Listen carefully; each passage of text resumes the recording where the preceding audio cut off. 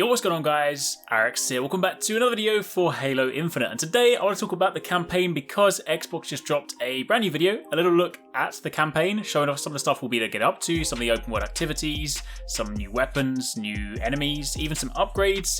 And in this video I want to wrap up 5 awesome things about the campaign that we learned today. So if you guys do enjoy this, a like would be super appreciated. Comment down below, let me know what you guys think of this. I know the first time they showed off the campaign way back, everyone was sort of not too impressed, but I will say this looks a lot of fun right now. I am still someone that really wants to play my Halo campaign in multiplayer, which of course does come later, but this does look like a lot of fun. Anyway, to begin with, first things first, of course it is a big open world. It is not a full open world like the sort of conventional quote-unquote open world games. They describe it as wide open, which is typically the sort of phrase used for that kind of area whereby you've got lots of open areas to explore, you've got freedom of choice in where you go and what you do, but it isn't necessarily hugely expansive in the same way like Red Dead Redemption would be or something like that, which of course makes sense given the kind of game that it is. But it's described as wide open, and they've said it is the biggest campaign to date. Now it's worth noting the gameplay they showed today focused much more so on the open aspect of the campaign.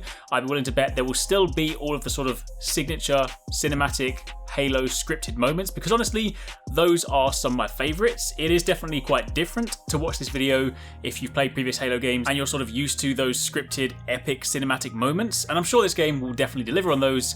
But it seems, of course, given the sort of open or the wide open nature, they're trying to basically give you more stuff to do outside of the main missions. So with that being said, point number 2 is much more freedom. You can of course open up the map, and they say in the video that you can take on the Banished in whatever way you want. And when you open the map, you can of course see there are different icons. In this one, they hover over 2 distinctly different objectives. The first one is called Fob Golf, where you need to remove the fob from the network. Meanwhile, the second one is what they call Ransom Keep, which is destroying the silos. It's not the only game that's done it, but kind of a similar sort of feel to, you know, if you're playing things like Just Cause or Far Cry games, where it's like, hey, take over the outpost. It's definitely kind of got that open world feel to it, because of course you go there, you destroy some stuff, and it seems that at the end of it, a boss will drop in. It's also worth noting when you actually take a look at the map and you see the objectives, you also see that you are rewarded some currency. Now, a couple of those icons are unknown right now. One of them, the sort of triangular icon, is a Spartan core, which ties into the upgrades. I also pose the question as to whether these are repeatable, because when you actually take a look at it, it'll often say like 1 out of 0 or 0 out of 1 for the rewards, which might well imply that if you go back later, then you might not be able to get the rewards again, but you may well be able to revisit those missions. That much, I'm not too sure. It's just kind of the way they're inferring it based on the UI in the gameplay. Speaking of upgrades, moving on to there are of course different ways you can upgrade your abilities. There appear to be, at least from the UI, or at least from the menu we can see, 5 different things you can upgrade. The grapple shot, the shield core, the threat sensor, the drop wall, and the thruster. Quite whether there are more, say, on a subsequent page, more later on, remains to be seen, but from what we can see, those are the available options, and they all appear to have 5 different levels you can upgrade, and you can of course see in the top right hand corner, they require Spartan cores, which we know of course, at least in one part, come from some of those side missions. I'm sure you'll also get them maybe from main campaign, maybe you can find them just as collectibles around the world. Honestly, I don't know where they come from just yet outside of those missions, but they appear to be a requirement, a sort of necessary resource, so to speak, in order to upgrade.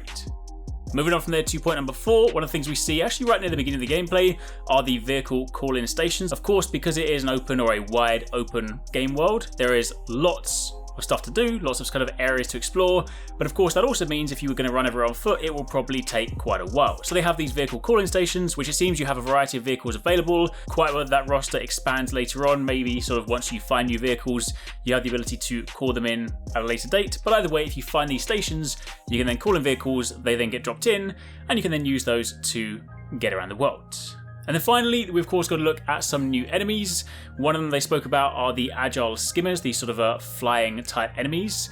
One of the sort of more menacing ones is this guy called Jaeger Ardomini, I believe that's how you pronounce it. He is said to be a sadistic Spartan killer. He's got the red energy blade plus this sort of interesting shield looking thing on the other arm. So he definitely looks like he'll be a fun fight or a menacing fight. And there's also the threatening sort of harbinger looking enemy at the end. Looks a little bit different to how we've seen them in the past, but they are described as one of the more threatening enemies. So it's safe to say we'll have lots of, as well as familiar encounters, familiar enemies that we will of course look forward to fighting, plenty of new enemies as well.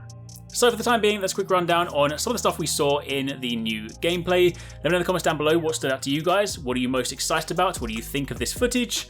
And do be sure to keep it locked for plenty more. Thanks very much for watching. I hope you guys enjoyed the video. If you want to catch more from us, don't forget to subscribe and turn on notifications so you don't miss our latest uploads. And if you want somewhere to hang out, play games, or chat all things from games to anime, food to fitness, consider joining the HyperX Gaming Discord.